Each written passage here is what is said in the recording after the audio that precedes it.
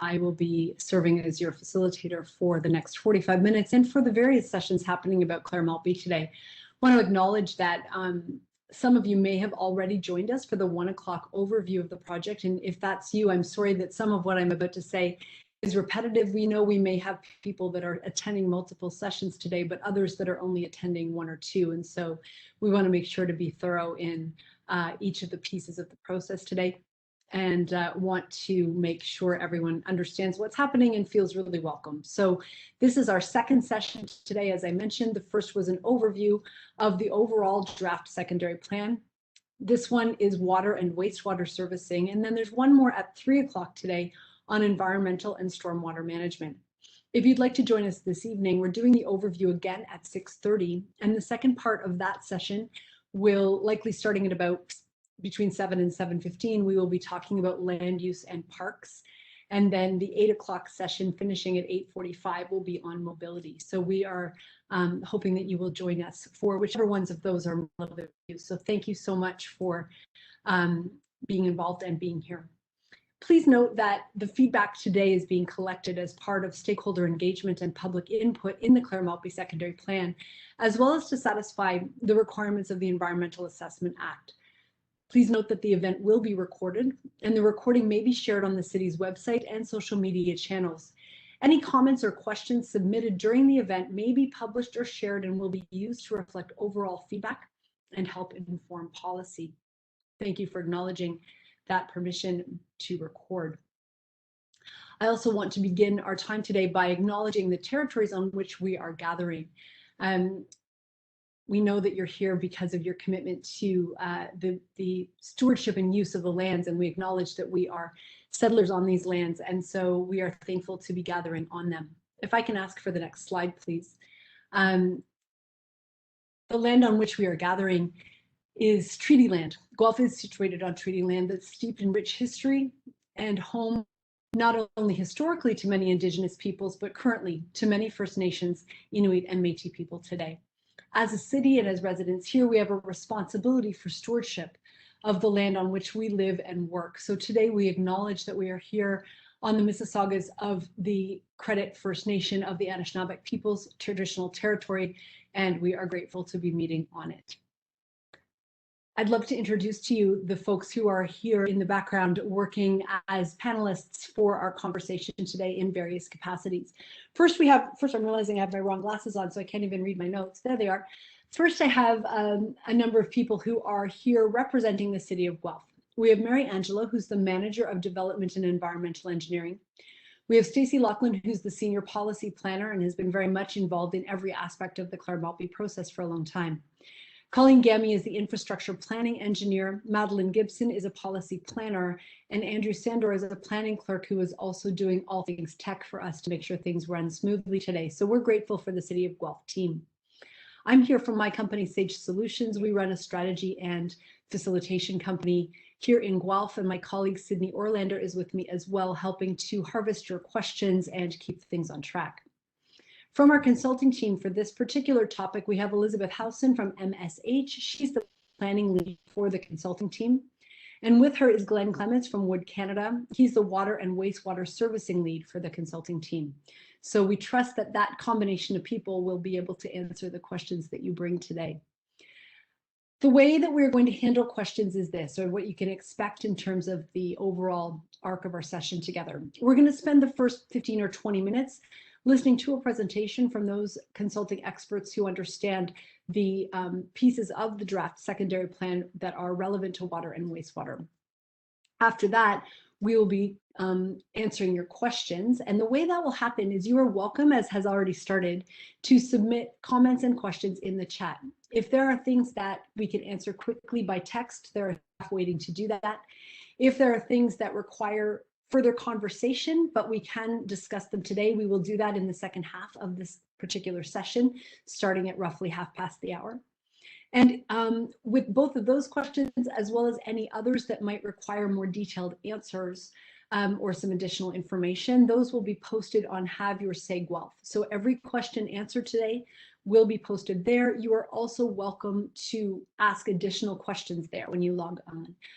Want to also make you aware of the fact that we have some additional engagement opportunities coming up. We will be meeting with specific groups. There will be city staff holding office hours at various times, and the virtual digital portion of the town hall that will be at Have Your Say Guelph will be open until early August. And so today is the kickoff of a stakeholder engagement process that will be happening across these various formats for the next 6 weeks or so. And so at that point, we are working toward the statutory public meeting of council for the fall, and then there will be some additional rounds of refinements and stakeholder conversations leading to presumably the approval of recommendations that would go to council later in the year or early next year. So that's the big picture process. And a quick reminder, if you have things you'd like to talk about, please put them in the chat and we'll do our best to speak to them thematically here and then in verbatim detail on the Have Your Say page. So with that, I would welcome the presenters who are going to speak to us about water and wastewater today and give us a detailed overview of the servicing component of the Clair-Maltby Secondary Plan. So over to the team for that. Great. I'm Glenn Clemens. Thank you. Good afternoon. Next slide, please. So we're here to talk about water and wastewater presentation, and the water and wastewater servicing was studied as part of the Master Environmental Servicing Plan, which was undertaken in accordance with the municipal Class EA process. The MESP followed phase 1 and 2 of the Class EA process and identifies a series of servicing projects that are going to be required to service the Clair-Maltby servicing area. Next slide. Again, the MESP has determined preferred strategies, servicing strategies for water and wastewater, and later you'll hear about stormwater management and mobility for the Clair-Maltby area. Next. So water servicing. Water servicing for these lands is proposed to be provided by a system of water distribution mains, an above ground reservoir, and a transmission main that will bring water from the Clair booster station to the new above ground reservoir with all of the associated hydrants, valves, appurtenances that are typically associated with the water distribution system. Next. When we started the project, the first thing we do is we look at the existing system. You'll see the sketch on the right-hand side of your slide. It illustrates the secondary plan area in brown at the bottom. Clair-Maltby areas are much higher in elevation than most of the city. The city's water distribution system is currently being expanded into the south side of Guelph through Pressure Zone 3 that will operate at elevations that are suitable to service the Clair-Maltby area. As the demand in the Clair-Maltby area increases, additional water storage will be required to meet the mandated operating requirements for the system. Next. So a 5 million liter water storage reservoir will be required at one of the high points within the Clair-Maltby lands. 3 potential locations were considered for the water storage reservoir. Location 1 is in the north portion of the lands near Gordon Street. Location 2 is in the southwest portion of the lands near Gordon Street and Maltby Road. And location 3 is in the eastern portion of the lands near Victoria Road. And those are shown on the next slide. You see the 3 high points within the system. These are all suitable for servicing Clair-Maltby lands at the appropriate pressures. Each of these were evaluated. Next slide. So we had 2 options here for a storage reservoir. One is an elevated storage reservoir, which is operated by gravity. And you see an illustration on your slide there of the typical above ground elevated water storage options. Subsurface storage was also evaluated, and that's an underground tank. Subsurface storage require a water pumping station to pull water out of the storage tank and distribute it to the system. Next slide. So an above ground and below ground option were assessed for each of the 3 locations, location 1, 2, and 3, as previously noted. The evaluation criteria are shown on the screen, and we'll go through them here.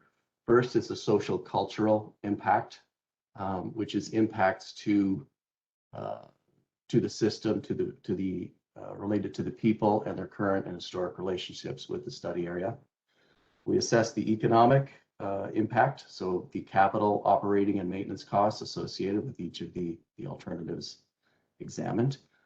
The natural environment, so impacts and opportunities to the natural environment, fisheries, wildlife, water quality. And then we examine the functional requirements as well. So these are things like maintenance, impact to the existing infrastructure, ability to utilize available capacity in the infrastructure, and then as well, the ability to integrate it with the other components of the development, such as wastewater servicing, stormwater servicing, and mobility. Next. Oh, I think that's a duplicate slide, so we can skip that one.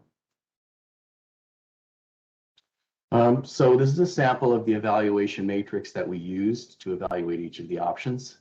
Across the top, you will see this particular one was an assessment of the above ground tank at the various locations, location 1, location 2, location 3. And down the left-hand side, you see the category or the criteria that we were assessing, and their subcategories, because each of the categories each of the criteria for assessment all had subcategories. We assessed each of these locations and options against all of the criteria and sub-criteria, and gave it a ranking from most preferred to least preferred, using a color-coded system that is consistent with the City of Guelph. Next, please.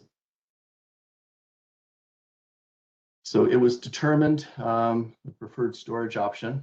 The elevated storage and underground storage options, underground storage with a pumping station, were assessed for all 3 geographic locations. All the scenarios were evaluated against the criteria we just discussed. The preferred alternative proposes an elevated 5 million liter storage reservoir at location 2. We'll see that on the next slide, near the corner of Gordon Street and Maltby Road. And in this application, sorry, back one slide. Just wanted to note that in this application, the above ground storage offered significant advantages in reliability, capital cost, operating cost, as well as the impact of the environment due to its smaller footprint. Next, please. Again, we can probably skip this slide. Not important, just for the sake of time. On this slide, you see the location of the proposed above ground storage tower. It is the pink dot. I can't point to it, I don't think, but in the bottom left-hand portion of the screen. Yeah, there you are. Thank you. And some other system components which are, I think, appropriate to highlight here at this point. We mentioned the Clair booster station, which is shown up in the northwest corner of the slide. It is the orange dot, orange square. So the Clair booster station and its water tower. You see a large blue line coming out of that, which represents the transmission main, which will feed the development, and smaller and lighter blue lines throughout the development, which indicate distribution mains, 300 millimeter diameter distribution mains. Next slide, please. So a description of the system components. All new collector and arterial roads will have a 300 millimeter distribution main. Distribution mains will be looped, so there will be no dead ends in any of the distribution systems. The transmission main from the Clair booster station will be constructed along with the major system connections to distribution mains at appropriate locations. And the distribution main will eventually feed the 5 million liter storage reservoir at location 2 near the corner of Gordon Street and Maltby Road.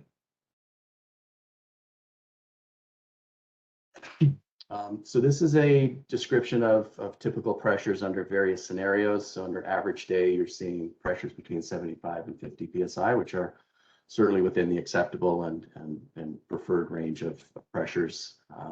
We indicate that we've done our analysis on the fire flows, and they meet all of the requirements for the MECP fire flow guidelines, water supply for public fire protection, which is published by Fire Underwriter Survey, which is an industry standard, and all of the fire flow guidelines provided by the Guelph Master Servicing Plan. Next slide. And the following slides are here for information. These are the water servicing pressures under, certainly this one is the average day demand, and it's meant to illustrate that the pressures are certainly within the acceptable and preferred ranges. Next slide. Again, this one is illustrating available fire flow, and this is modeled and calculated assuming a maximum day demand is underway at the same time.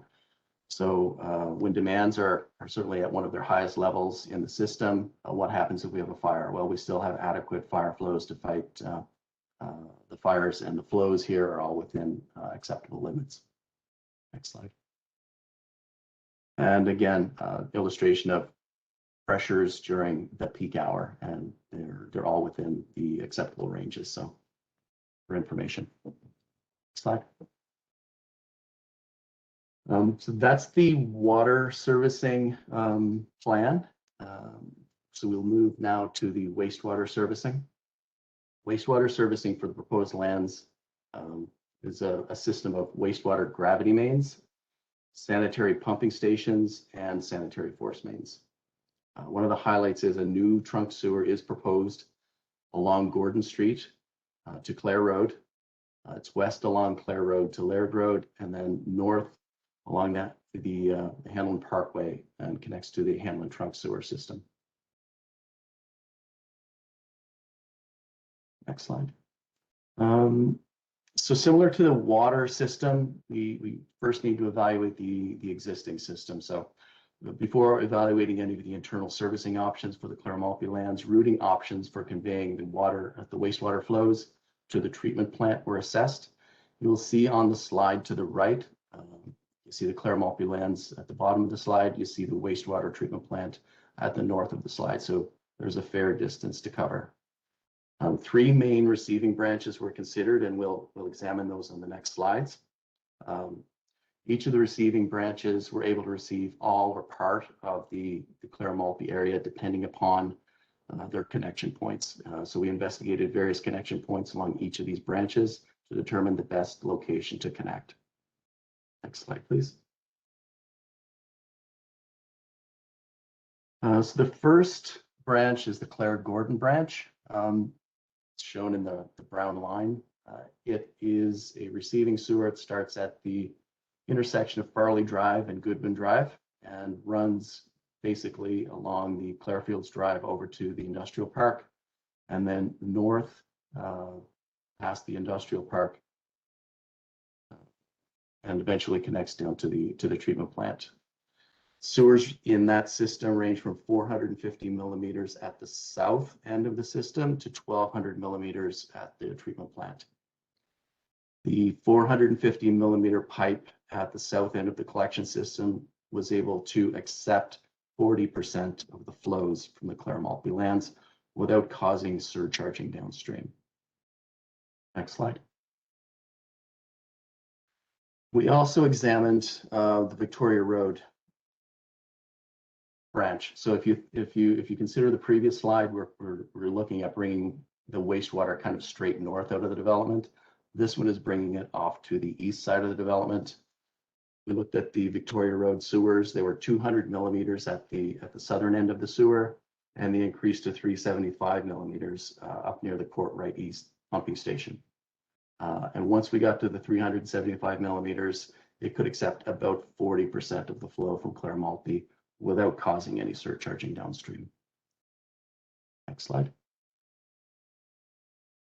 And lastly, we looked at coming out to the west side. So this is the Southgate Hanlon trunk sewer. And this one ranges in size from 300 millimeters at the southern end to 450 in locations, and up to 1200 millimeters up near the treatment plant. The 450 millimeter pipe segment, which we could connect in pretty quickly, was only able to accept about 10% of the land's flows without surcharging downstream. Next slide. So similar to the water system alternatives, we looked at the receiving sewers using the same criteria that we talked about first, which is social/cultural impacts, the economic impacts, the natural impacts, and then the functional requirements for the system. Slide. Again, this is a snapshot of the evaluation matrix we used. You can see the criteria down the left-hand side. In this case, it's natural environment, social and cultural environment impacts. You'll see along the top are the various alternatives that we assessed. And again, we used a color-coded rating system consistent with City of Guelph for analyzing from most preferred to least preferred among the options. Next slide. So the receiving branch preferred option involves extending a new 525 millimeter trunk sewer to connect at the Southgate Hanlon receiving branch at a maintenance hole north of the industrial park. It's shown on the sketch as a red or pink line, depending on how good your monitor is. Yeah, so you can see that manhole at the north end where we make our connection. It's able to accept 100% of the wastewater flows from the Clair-Maltby development without causing any downstream surcharging. The routing of the new trunk sewer will be north along Gordon Street from the development, west along Clare Road, and then north along the Hanlon Parkway to connect to the maintenance hole north of the industrial park.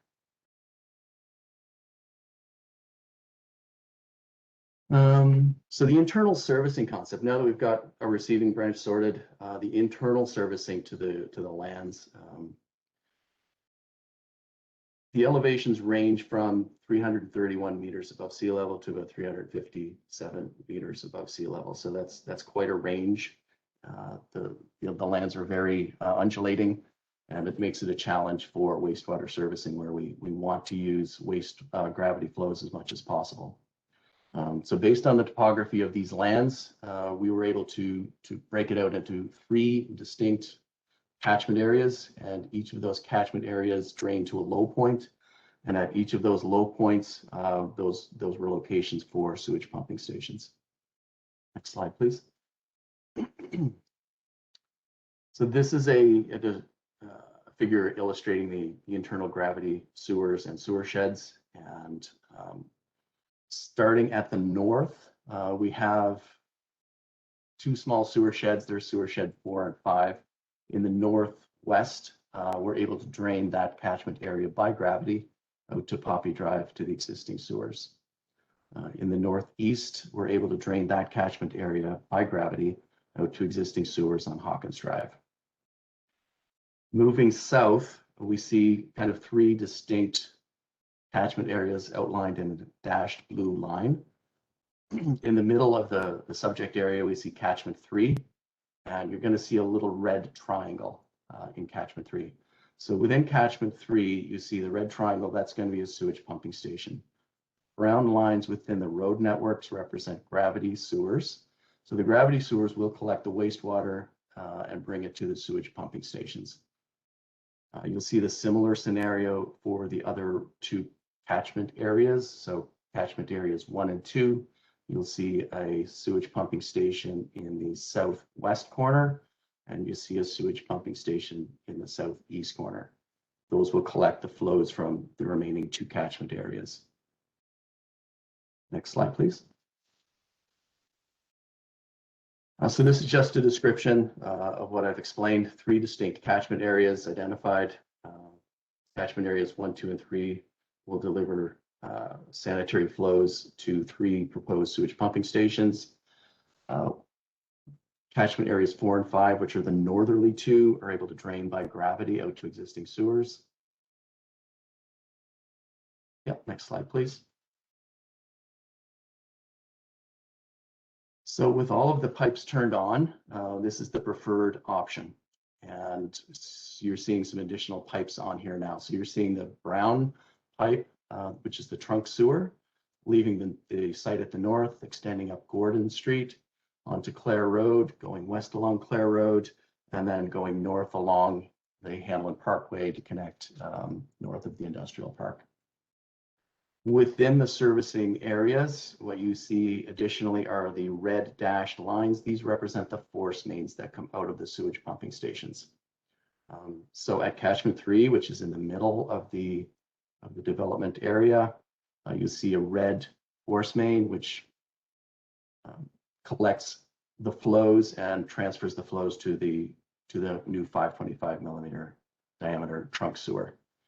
You see the red force mains for for catchment areas 1 and 2 on the south. Both of those sewage pumping stations deliver their sewage flows by force main up Gordon Street to the most northern of the sewage pumping stations, which pumps all of the flows up to the new sanitary trunk sewer. Next slide, please. And again, this is a description of what I've just spoken about. All scenarios were evaluated using the same rating criteria that we discussed earlier: the social, cultural, the economic, the natural, and functional environment criteria. So the preferred option features catchment 4 and 5 draining by gravity to existing sewers on Poppy Drive and Hawkins Drive. It features catchment 1, 2, and 3 draining by gravity to their respective sewage pumping stations. And then the flows from catchments 1 and 2 are pumped north to catchment 3. Catchment 3 then pumps it north to the new trunk sewer. Next slide. And the new trunk sewer again is illustrated here again as the red line. So once you hit the new trunk sewer, you can see the routing again, which is north along Gordon, west along Clair, and then north along Hanlon Trunkway to connect to a maintenance hole north of the industrial park. Next slide. So that's the summary of the wastewater servicing plan. And now we discuss the servicing phasing and how that will be accomplished. Now, this slide is a little bit busy. It illustrates not only the servicing, but the mobility and stormwater. They're all illustrated on the following slide. So I'll do my best to describe them. But phase 1 is the phasing you'll notice is very similar to the catchment areas. So the phase 1 is basically the wastewater catchment areas 4 and 5. So from a wastewater standpoint, it's gravity flow out to the north to existing sewers. From a water servicing point for phase 1, it's bringing a new transmission main in from the Clair booster station, down along Poppy Drive, and then down Gordon Street. The transmission main will connect to the distribution mains along the streets and service it that way. Phase 2, please. Phase 2 will see the extension of the water transmission main in the heavy blue line down Gordon Street to the bottom of phase 2, and then connection of the water distribution mains along the streets into the transmission main. From a wastewater perspective, phase 2 is going to see the construction of a new pumping station and the gravity sewers that feed the pumping station, as well as the force main, which will discharge north to the new trunk sewer. Phase 2 will also see construction of the new trunk sewer north along Gordon, west along Clair, and north along the Hanlon Parkway. Phase 3, please. So phase 3 is you see it in the bottom left corner of the development. It again, from a wastewater perspective, has its own sewage pumping station. A red colored force main will bring wastewater to Gordon Street, pump it north into phase 2, where it's collected and pumped further north into the new trunk sewer. From a water servicing perspective, this is where the new water tower gets constructed. So we will extend the water transmission main south along Gordon Street and into phase 3 and construct the new water tower and the associated distribution mains that go with that to service phase 3. Next slide. And the final phase, we'll see the remaining build out for phase 4. From a wastewater perspective, there's a new sewage pumping station to service phase 4. You see it on the along Maltby Road, and gravity sewers will feed into that, and a sanitary force main will take the flows and discharge them to phase 2, where again it's pumped north to the new gravity sewer. From a water servicing perspective, the transmission main has been fully installed now, and so it's distribution mains for the remainder of the roads. We're also showing looping of the system north to Clair Road to connect back into Clair Road water system to provide some looping for the distribution system. Sorry, yeah, for the distribution system here. And I think that might be the last slide. Oh, there's the description of what I've just explained. So again, I can walk through it again, but I think in the interest of time, probably it's as I've described it. So we can skip the slide. So thank you. Terrific, Lynn. Thank you so much for this. I appreciate that. Sorry, I'm sounding a little echoey. Hopefully people can hear me okay. Really appreciate your contribution and detailed explanation. Folks, for those that have been following along in the chat, you will have seen that there are some questions there that have been answered as we go along. But I just wondered if it might be worth having a conversation about some of what's being mentioned there in case others in the group want to hear a bit more context. And the main one that has been being discussed there, one of our participants is saying, I'm still curious which of the 3 above ground options for water storage is preferred in the preferred location. So I just wondered if you could speak a bit more to the above ground water storage options. Sorry, unmuting. Yes. So we have the 3 geographic locations, and I'm not sure if you want to go back to the slide, but it's the 4th or 5th slide in, I think, maybe a little bit more. But we analyzed the 3 high points of the servicing area. So it's just, yeah, you've gone up too far. Down 1 more, 2 more maybe. There we are. That's the slide. So location 1 is the northernmost point. You see there the little circle in the northwest corner. That's it. Location 2 is the most southerly one along Gordon Street. And location 3 is the one over to the east near Victoria. So it was determined that location 2, which is the southerly most location, was the preferred location that it offered the best in terms of economics, in terms of footprint, and in terms of servicing, reliability, and function. Thanks very much.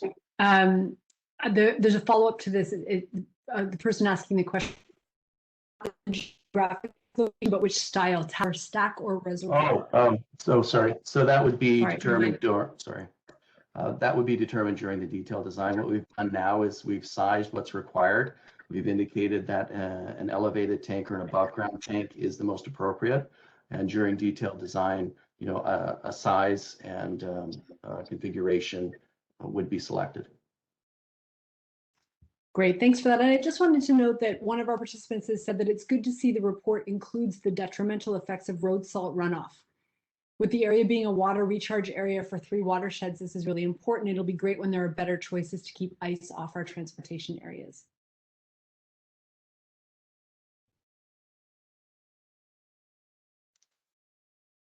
Yeah, I have no response from water and servicing standpoint for that one.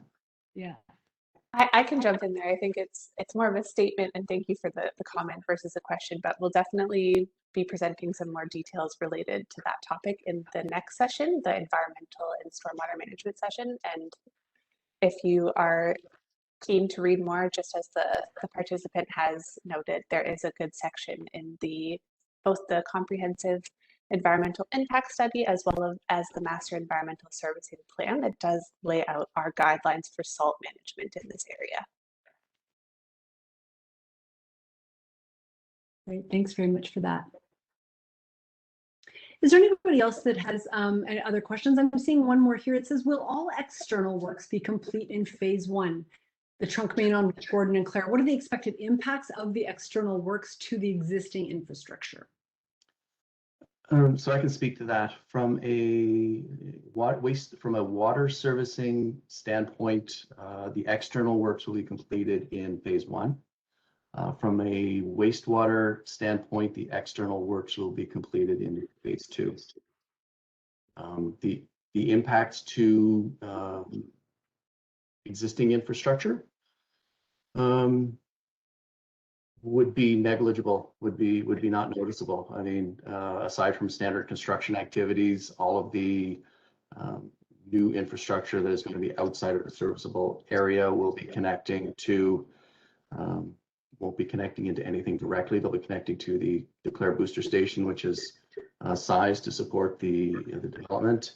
And for the wastewater, it'll be running in parallel and separate from any other local collection systems and connecting into the main trunk sewer north of the industrial park. So aside from normal construction activities, you wouldn't necessarily notice anything.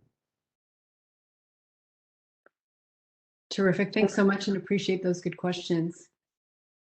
I could just use a bit of assistance. I'm noting that there was a comment that there's a few other questions under attendees' comments, and I feel like perhaps I'm not looking in the right place for those. Can somebody either direct me to them or tell me what those questions are? Anyone on the team that's seeing those? I'm going to see if I can join as an attendee and view them. I can't see them right now as panelists, but Okay, thanks, Andrew. I appreciate that. That would be great because I don't want to miss anything. Folks, I just want to reiterate that if you have additional questions, perhaps things will occur to you later on in the day or some other time as you're reading through the detailed materials. We realize there's a high volume of material and a lot of detail there. So this isn't your only chance to ask your questions. You can do it on Have Your Say Guelph, and all of today's questions will be transcribed there. And then we also have the targeted groups. If specific groups want to meet with city staff, they can. There's office hours coming up. And we have our additional sessions later today, starting at 3 o'clock and then other ones at 6:30 and 8 o'clock, all dealing with specific elements of the secondary plan. So thanks very much. One of the other questions we have right now are, how deep are the Gordon Street sewers anticipated to be? Gordon Street sewers would be standard sewer depth. There's nothing extremely deep there. All of the gravity sewers, usually 6 feet of cover, 6 to 8 feet of cover, depending upon the slopes, all draining back to each of the sanitary pumping stations. Force mains would be typical depths of cover, which would again be in that 6 to 8 foot range. Thanks for that. Andrew, do we have any other questions that we're missing in the comment area?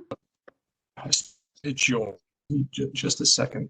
All right, no problem. Thanks for that. And if anybody does see anything that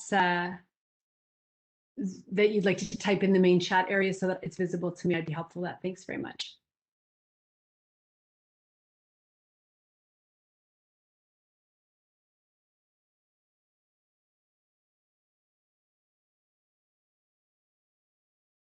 In the meantime, folks, as I mentioned, we're going to wrap this session up in roughly 5 minutes. We'll keep the chat open for a few minutes after that in case you want to add any additional questions to it. And then we will reconvene for those that are interested at 3 o'clock. 3 o'clock is environmental and stormwater management. So one of the other questions we have here is if the distribution mains are identified to be 300 millimeters in diameter, what's the anticipated size of the transmission mains? If we don't, I suspect we don't really want to get into detailed calculations today, but I just want to note that that question's been seen, and we'll make sure to give you anything that requires calculations on Have Your Say Guelph. But Glenn, if you did want to say anything, you can.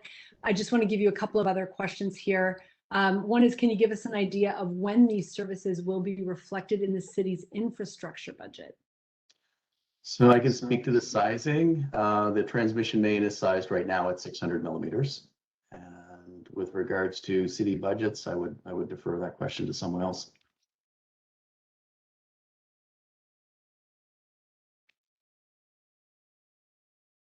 Did anyone want to comment on the city budget timing? Pauline, are you able to jump in on that one? Sure. I think we have been studying these projects and the capital works that are associated with supporting this plan, and those will be captured in city budgets going forward. We will be, as I think Stacey mentioned in the previous session, we are working on the fiscal impact assessment, and so once that is completed and we have a thorough and detailed understanding of what the cost of all of these elements is when we'll be able to then translate that into the budget.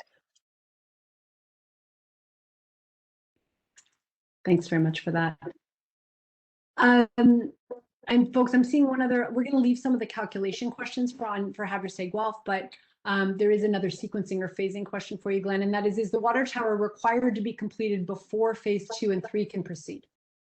No, it's not. Phase 2 can certainly proceed, and phase 3, it will be required. We anticipate during phase 3, so during the construction of phase 3 and certainly before phase 4. Terrific, thanks so much. All right, folks, I'm noticing that the time is coming to a close, so I want to extend our sincere thanks to the people that have submitted your questions. I'm actually seeing one more here. Thanks so much, Andrew, for getting this to us. We've got some questions about phasing that, and Colleen has put in the chat where you can find the documentation around that. But I do have a question here, Glenn, that says, when is the elevated water tower required to be constructed? So perhaps you mentioned that in the phasing and in operation. And how does the requirement for the elevated water tower fit with the anticipated servicing and phasing timeline for the area? So I just want to confirm that your previous answer would have covered that, or if you had anything else to say about it, you're welcome to do. I think the previous answer covered it. Great, thanks for that. I think some of these have already been covered, folks, so I think what we'll do is move on and give people a break until 3 o'clock. If you're interested in the environmental and stormwater management portion of the program today, we'll look forward to seeing you at the top of the hour. In the meantime, I'd like to thank Glenn for his time and presentation, and each of you for making time for being here. So thanks to all of the panelists that were helping answer those questions today. And please do go to Haberstad Guelph if you'd like to see full answers to all of the questions submitted today. Thanks very much.